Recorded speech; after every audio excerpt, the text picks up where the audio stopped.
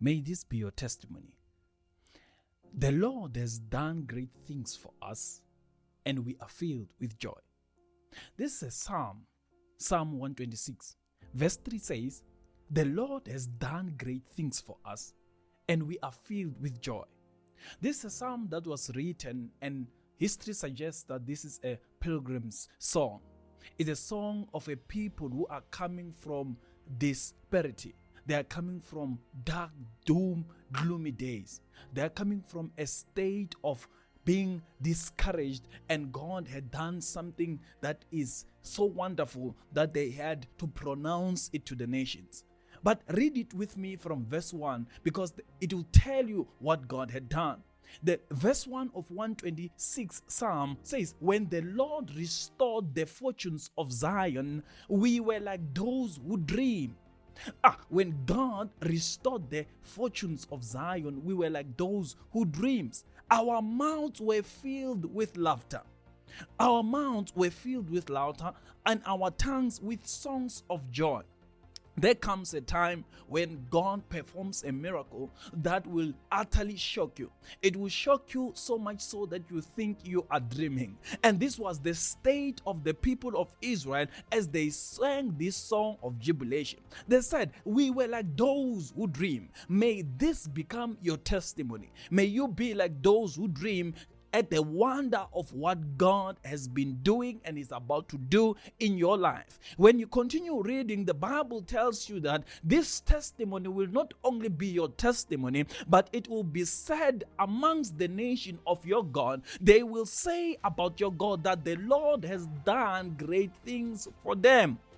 Hallelujah. So when you get to verse 3, then this crescendo builds up to this climax.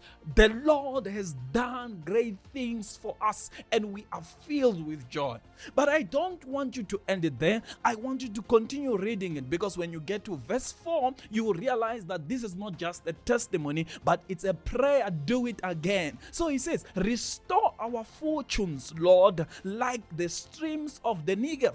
So these are the people who remember what God has done. And he says, when God restored us, it was as if we were dreaming. But we are not stuck at what God has done, because we are anticipating a future with our God. So God, do it again. Restore, oh Lord, like the streams of the Negev. The Negev is a desert. It's a desert place. It's a place where there seems to be no hope, and our God can do it again. Now he continues to tell you the big secret to life is this: those who sow with tears will reap with joy. So he says to you, don't be deceived. Whatever a man sows, that he will reap. So there is a seed that will produce a fruit. But get this right.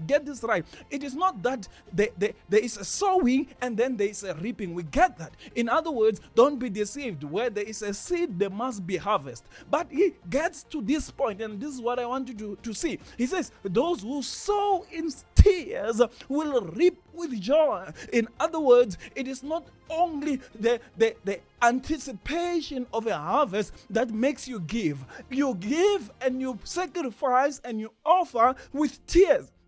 Because sometimes it is the last thing that you are offering. Sometimes you are giving God your last cent. Sometimes you are putting seed, corn that should have been food, and now it has to die, because unless it dies, it does not bring forth fruit with it. So God is doing something in your life. God has done something in your life, but He brings us to remember seed time and harvest time shall always be there. Be blessed. I love you.